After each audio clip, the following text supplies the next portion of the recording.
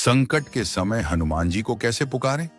तुरंत सहायता पाने का सिद्ध तरीका, जब जीवन के चारों ओर घना अंधकार छा जाए, जब अपने भी पराये हो जाएं, जब रिश्तों के कंधों से भरोसे की मिट्टी झरने लगे, जब हाथ में पड़ी रेखाएं भी थक कर बैठ जाएं और जब आंखों से आंसुओं की धारा बिना रुके बहने लगे, तब एक ही नाम ऐसा होता है जो इस पतन के महासमुद्र से हमें खींचकर बाहर निकाल सकता है।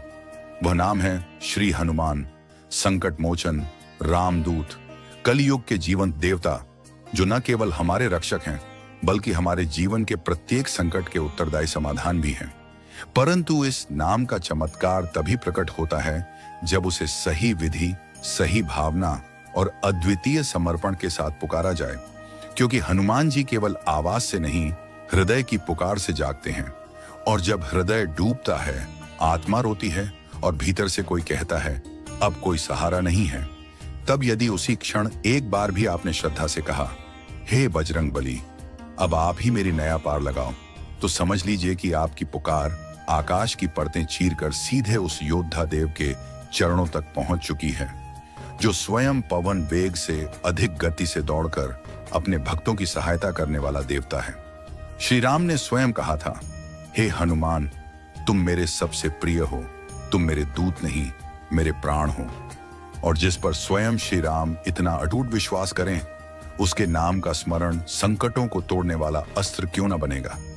जब जीवन किसी ऐसे मोड़ पर आकर ठहर जाए जहां चारों ओर केवल अंधकार, संकट और पीड़ा ही दिखाई दे, जब कोई भी प्रयास काम न आए और हर रास्ता बंद सा प्रतीत हो, तब अक्सर लोग सिर्फ एक शब्द बोलते हैं, जय हनुमान।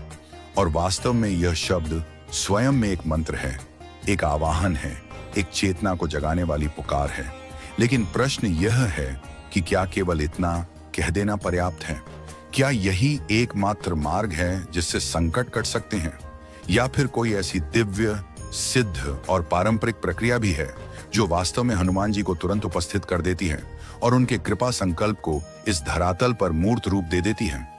इसका उत्तर यह है, हाँ, एक अत्यंत प्राचीन, सिद्ध और अनुभव सिद्ध विद्या है जिसे संत तुलसीदास जी, स्वामी चमत्कार दास जी, संत नाभादास जी, गोस्वामी प्रभुलाल जी महाराज जैसे अनेक महान संतों ने अपनाया, परखा और जनमानस में स्थापित किया, और जिसके परिणाम स्वरूप न केवल असाध्य रोगों से छुटकारा मिला, बल्कि जीवन मरण के संकट टले, दरिद्रता दूर हुई, मानसिक व्यथा शांत हुई और यहां तक कि शत्रुओं की सारी चालें भी निष्फल हो गईं।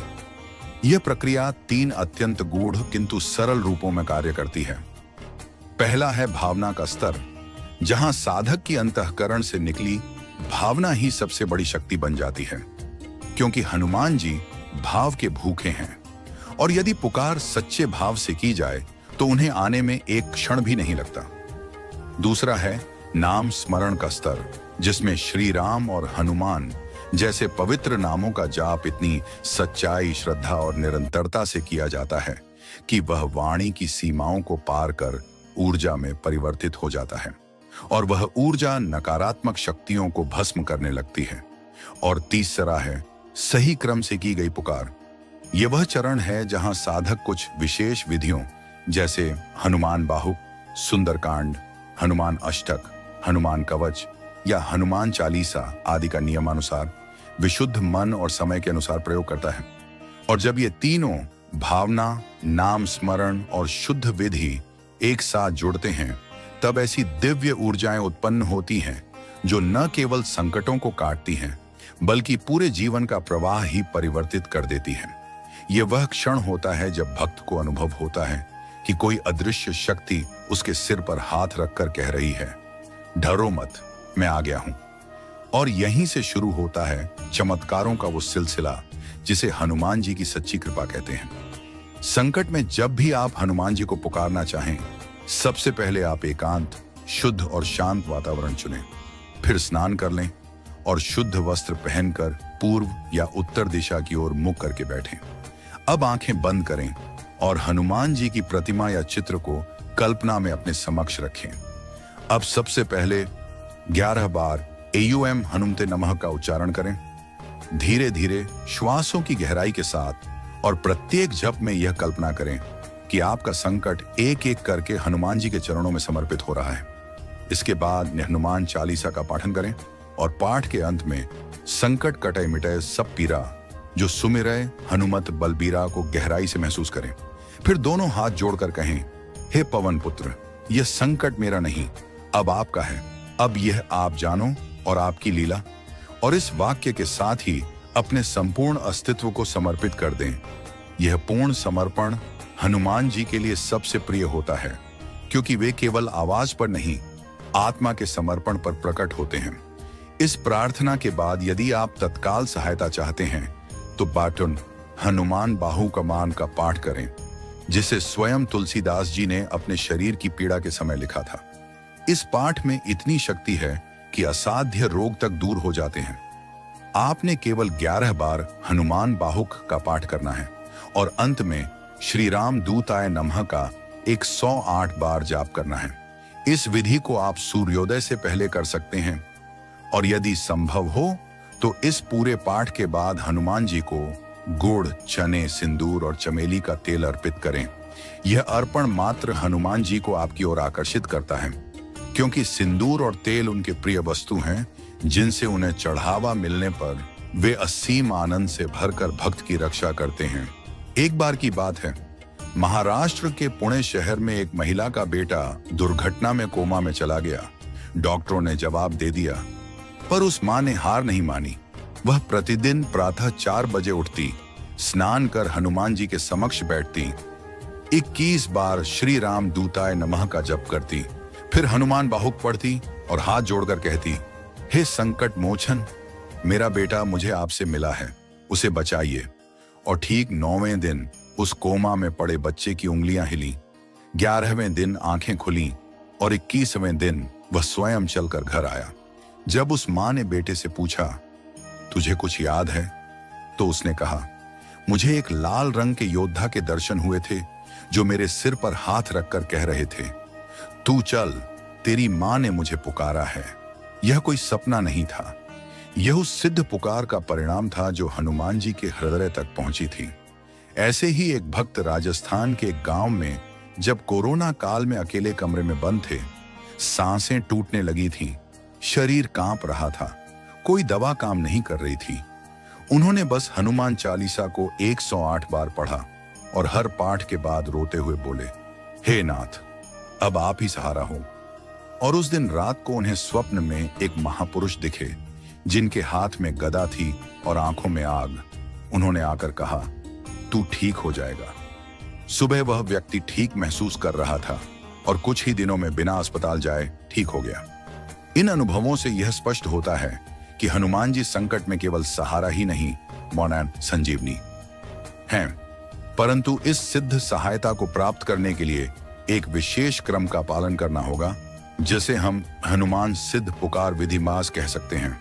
और वह है, जब भी जीवन में कोई बड़ा संकट आ खड़ा हो और हनुमान जी से तुरंत सहायता प्राप्त करनी हो, तो केवल भावनात्मक पुकार ही नहीं, बल्कि एक विशुद्ध, क्रमबद्ध और श्रद्धा से परिपूर्ण साधना विधि अपनाना अत्यंत आवश्यक होता है, जिसमें 10 गूढ़ किंतु सरल चरणों का पालन करना चाहिए, ताकि संकट के बादल छौंटें और हनुमान जी की कृपा झरने की तरह बरस पड़े। इस दिव्य प्रक्रिया की शुरुआत होती है मन की शुद्धता से, जहां साधक को अपने भीतर के लालच, छल, ईर्ष्या, द्वेष, भय और नकारात्मक विचारों को त्याग कर एक निर्मल, भक्तिपूर्ण और पूर्ण समर्पण की भावना अपनानी होती है, क्योंकि अशुद्ध मन कभी भी हनुमान जी की कृपा के लिए पात्र नहीं बन सकता।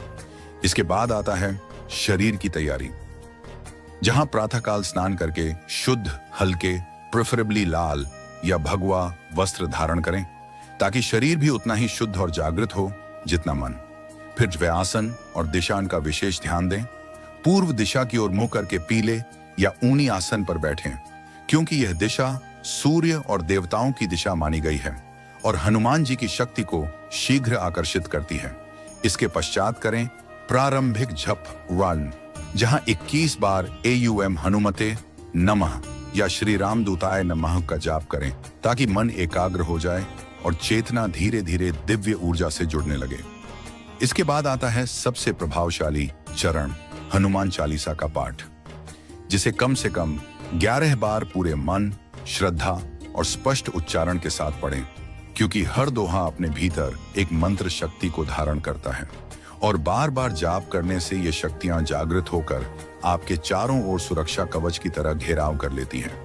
यदि संकट अत्यधिक गहरा हो, जैसे जीवन मरण का प्रश्न, तो यन हनुमान बाहुकमान का 11 बार पाठ करें, जो विशेष रूप से संकट मोचन स्वरूप हनुमान जी को जगाने और उनकी कृपा को तुरंत प्रकट करने वाला स्तोत्र है। इसके बाद करें भोग अर्पण, जिसमें हनुमान जी को गुड़ चना, चमेली का तेल और सिंदूर समर्पित करें।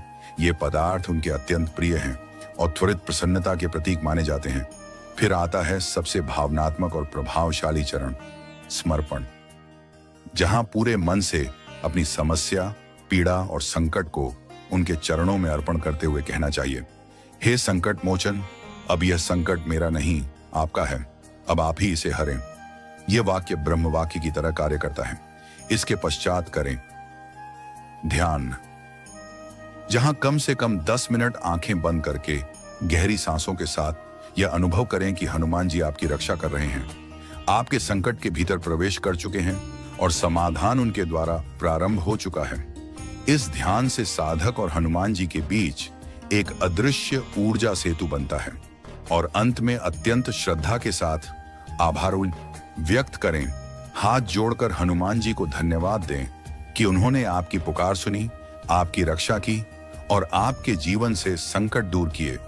यह कृतज्ञता ही है जो भविष्य में कृपा को स्थायी करती है और साधक को हनुमान जी का प्रिय बना देती है। इसके अतिरिक्त संकट के समय यह मंत्र अत्यंत चमत्कारी सिद्ध होता है। AUM एन ह्रीं हनुमते रामदूताय नमः। इसे आप 108 बार जप सकते हैं।